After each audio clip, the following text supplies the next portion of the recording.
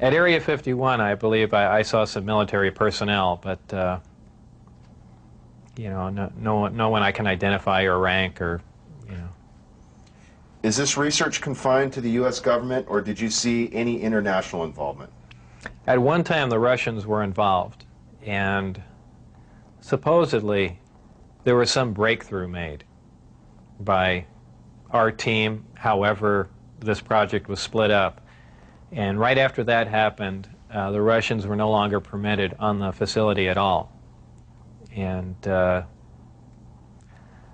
know, that's all I know about it. What was discovered, why they were kicked out, when they started working with us is all unknown to me. You were hired to replace a scientist killed in the project. What exactly happened there? Allegedly, obviously, I didn't see this and I don't know it to be fact, but this is what I was told, that I was hired to replace one of a couple people that were killed while working on one of the reactors from one of the crafts. Apparently, they, for whatever reason, cut open an operating reactor, and the device exploded, killing both of them. The scientists that were killed there, allegedly the detonation from the explosion was fairly large. It would have rivaled a small tactical nuke. So it was done at the Nevada test site, and it was to be passed off as an unannounced nuclear test. Did you have any direct contact or communication with aliens? No, not at all. Tell us about the briefing files. Under what conditions did you gain access to them? I was put into the briefing room with 121 or 22 briefings, and really was just told to sit and read through them. I think they were there just to mainly educate me on what was going on. They weren't a complete in-depth explanation on everything else, but just essentially a brief synopsis on some of the other projects that were going on there. Supposedly, the information, now this isn't something that I determined, it's something I was told, that the crafts originated from a planet that orbited the Zeta Reticuli star system. Zeta Reticuli 1 and Zeta Reticuli 2 are two stars of a binary star system. The craft allegedly came from there. One or two autopsy photographs I saw dealt with just a small photograph, a bust shot essentially, just head, shoulders, and chest of an alien where the chest was cut open in a T fashion and one single organ was removed. The organ itself in the other picture was cut and vivisectioned essentially, showing the different chambers in there.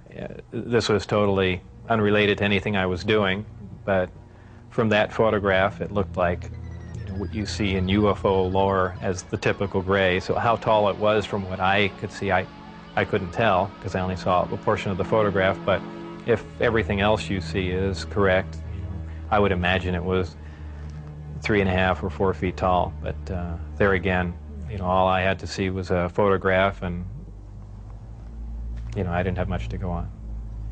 You mentioned these beings have historically interacted with man. How? What was involved there? Allegedly, this interaction has occurred since, man was a simian creature, and, there were genetic alterations made. How specifically did the briefings detail how the aliens manipulated our genetics over the centuries? It mentioned 65 or 63 corrections or additions to the genetic makeup that finally resulted in a human creature. In an earlier interview, you had mentioned you saw what you thought may be an alien. Was it an alien? What did you see? What I had said and all that occurred was I was walking by a door that had a small 9x9 window in it, little wires running through it, and glanced in there, and there were two either technicians, scientists, or whoever they were, looking down at something. And what that something was caught my eye, and I never really did see what it was. A lot of people have asserted, well, there was an alien, and there are aliens working around there, and so on and so forth. I mean, I don't think that was the case. But who knows? I was, you're seeing all these fantastic things, and your mind gets going, and you catch something out of the corner of your eye. Who knows what your mind's going to come up with? So I certainly wouldn't stand on that as fact by any means. What was the incident in 1979 that brought the alien exchange program of information to a halt? Again, this is a story that was relayed to me, and allegedly what happened in '79, there was some sort of information exchange going on where there were actual live aliens at the facility, and at one particular point there was an area where some security personnel went to enter, and apparently because of not the sidearms but the bullets in the sidearms, from what I understand, if they would have entered the area, the bullets would have detonated. And supposedly one of the creatures tried to stop the security personnel from entering the area, and a fight ensued. And the bottom line from the altercation was that the security personnel, I don't remember how many were involved, but were all killed, and they died of head wounds, and that's all that I heard of that story.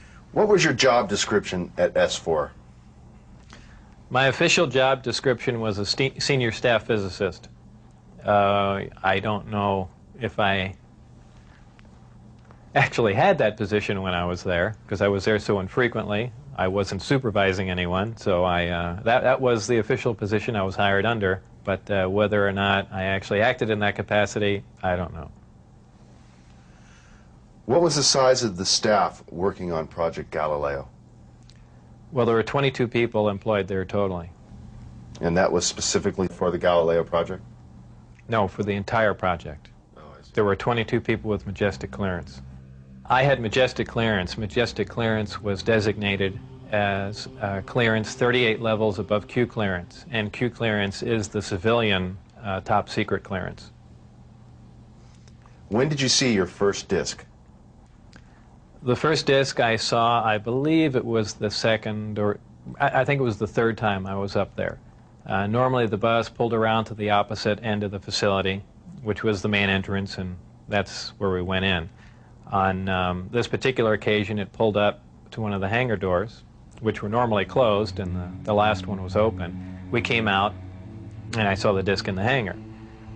Upon seeing it, it struck me that, well, this explains all the UFO sightings, not thinking that it was an extraterrestrial craft, that this must have been some advanced form of fighter that we've been working on for years, and people have just caught it being tested, so on and so forth. And it never even occurred to me, even though I was looking at an extraterrestrial vehicle, that this wasn't man-made. When did you realize the craft was not of earthly origin? Well, it probably really hit me when I got inside the craft and looked around and began to understand how the craft was operated, and finally grasped the whole project as a whole, as what we were doing, the fact that we weren't building this thing, we were trying to find out how it was made. We were back engineering it. What is back engineering? Well, back engineering is taking a finished product and finding out how the device or product was produced.